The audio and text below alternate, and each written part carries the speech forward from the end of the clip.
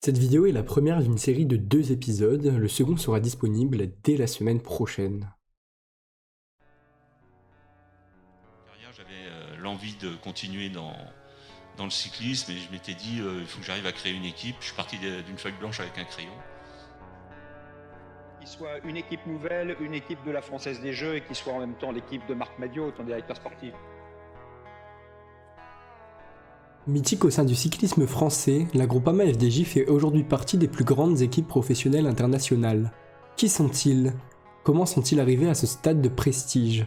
Je vais aujourd'hui vous présenter l'histoire d'une équipe passionnante dirigée par un homme singulier et marquant, l'histoire de la Groupama FDJ.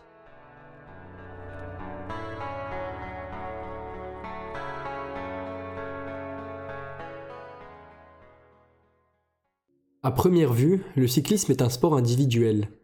Les performances dépendent de la forme du sportif, qui est le seul à réaliser son effort sur son vélo.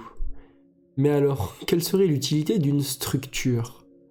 Il existe une hiérarchie dans ces dernières. L'équipier est au service de son leader, qui peut être un grimpeur, puncher ou sprinter. Elles sont également composées d'un staff comprenant le manager général, ses directeurs sportifs et entraîneurs, ainsi que des analystes vidéo, personnel médical, mécaniciens et j'en passe. Tout le monde a son rôle à jouer, que ce soit hors course ou pendant celle-ci. Comme dans tous les sports, des équipes ont marqué le cyclisme, négativement ou positivement. À l'international, ou à plus petite échelle, voire même simplement parce que le public populaire porte son attention sur celle-ci qui transmet des émotions particulières. Indéniablement, la Groupama FDJ remplit tous ces critères. 2 ans de négociations pour en arriver là, mais aujourd'hui le rêve de Marc Madiot est une réalité. 1995, Marc Madiot vient d'arrêter sa carrière après de nombreux succès qui laisseront une trace dans l'histoire du cyclisme français, notamment grâce à ses performances sur l'une des plus grandes classiques internationales à laquelle il est très attaché, Paris-Roubaix. Devant des milliers de spectateurs qui lui réservent une ovation, Marc Madiot! Il ambitionne de poursuivre sa passion par la création d'une équipe cycliste française, alors que le pays éprouve des difficultés lors des années 90 au niveau international par manque de structure. Après un échec en 1995, il signe finalement un accord avec la Française des Jeux en 1996 et ainsi débute les premières courses dès la saison suivante. La FDJ est avant tout une équipe présentant des valeurs fortes. Madiot a toujours voulu revendiquer l'importance d'une équipe professionnelle, sponsorisée par une marque française, encadrée par un staff français, composé de son frère Yvon et d'Alain Galopin, et avec des coureurs en majorité eux aussi français, qui sont liés à l'équipe pour le long terme. C'est par exemple pour cela que la FDJ se montre ambitieuse sur les championnats nationaux. C'est une des seules équipes qui laisse les champions nationaux arborer une tenue complète aux couleurs de leur pays, sans aucun sponsor. Et c'est le cas dès la première année. Christophe Mangin, baroudeur, également spécialisé dans le cyclocross, va remporter le championnat de France de la discipline. Pour une première année, les résultats sont plutôt encourageants. Malgré le fait que l'équipe soit une petite nouvelle parmi les grands, qu'elle soit vue comme un petit poussé du peloton professionnel, elle va démontrer dès le début de saison qu'elle ne court pas pour faire de la figuration. 13 avril 1997, Paris-Roubaix. Marc Madiot a un lien particulier avec cette course, alors la FDJ en aura un aussi. Pourtant, sur le papier, elle aborde cette dernière avec aucun cador, aucun coureur qui serait capable de réaliser une grande performance. Plus de 260 km ont été parcourus. Les organismes sont à bout après avoir traversé les secteurs pavés les plus difficiles du parcours. Un petit groupe d'hommes arrive alors en premier au vélodrome André Pétrieux, parmi lesquels figurent des grands noms des classiques du Nord, Rolf Sorensen, Adriatic Mille, mais surtout le lion des Flandres, Johan Museeuw. Un Français parvient également à se glisser dans ce groupe, Frédéric Moncassin de l'équipe Gann. Un seul Français dans ce groupe de tête. Frédéric Guédon de la Française des Jeux! Frédéric Guédon qui gagne! Frédéric Guédon, lui qui avait réalisé une seconde place sur Paris-Roubaix Espoir 2 ans plus tôt, s'impose face au cador des classiques des années 90, 6 ans après Madiot. Il restera jusqu'à aujourd'hui le dernier Français vainqueur du monument. La FDJ aborde ensuite son tout premier Tour de France. C'est la plus grande course du monde, que ce soit pour les coureurs mais aussi pour les sponsors grâce à une visibilité médiatique conséquente. C'est l'occasion parfaite pour une équipe française de se mettre en avant, et pour sa première participation, elle réalise déjà un petit exploit. Son effort, Mangin est parti de très loin, Franck essaie de remonter sur la fin, et Mangin va gagner l'étape, et Franck est encore une fois deuxième. Mangin devient le premier vainqueur d'étape du Tour pour l'équipe.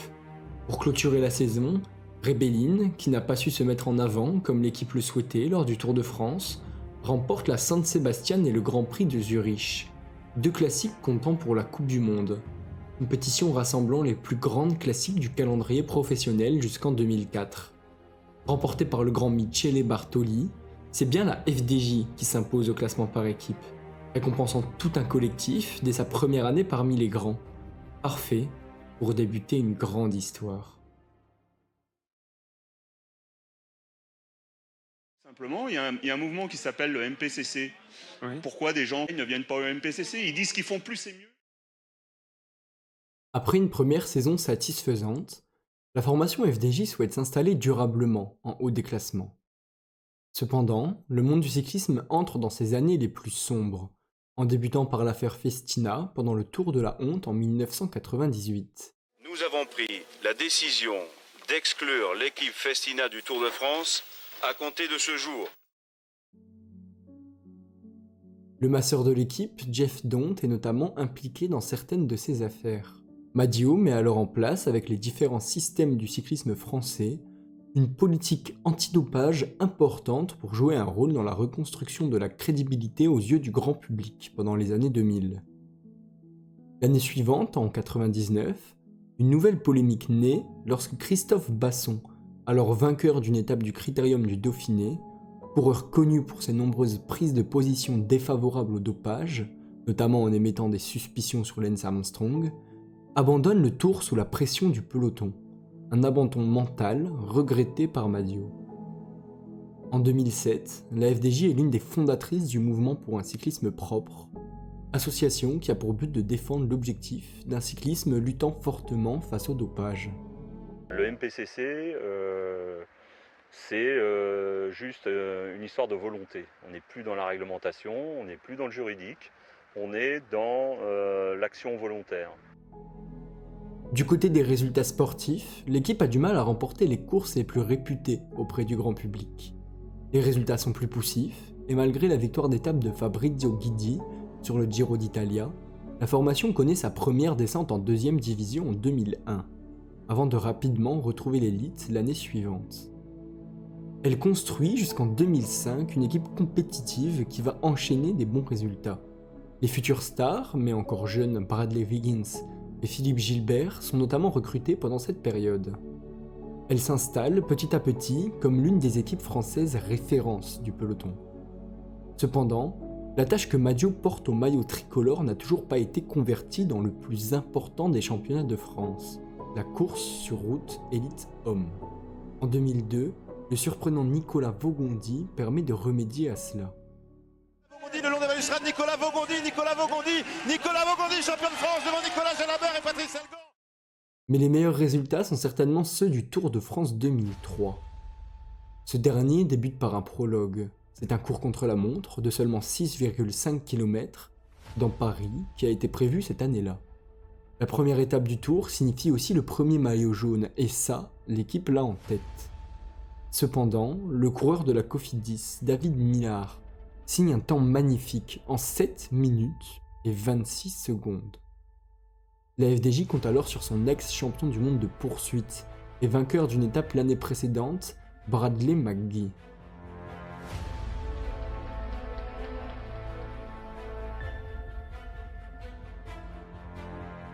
Après un prologue parfait, McGee finit en 7 minutes et 26 secondes.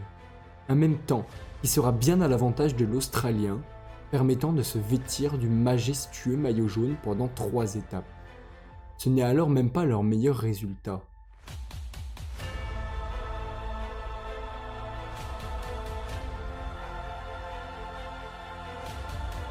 Son compatriote, Baden Cook, s'adjuge au sprint la 3e étape à Sedan et apporte à la conclusion de ce Tour de France le premier maillot distinctif sur les Champs-Élysées, le maillot vert de meilleur sprinter.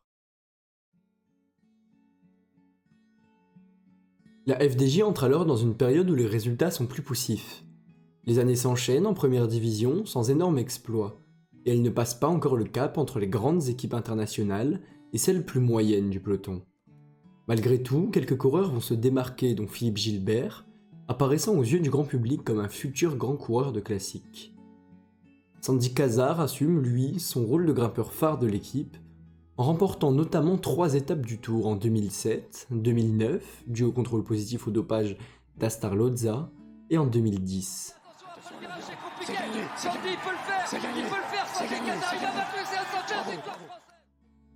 Malgré cela, cette année 2010 ne fut pas des plus satisfaisantes.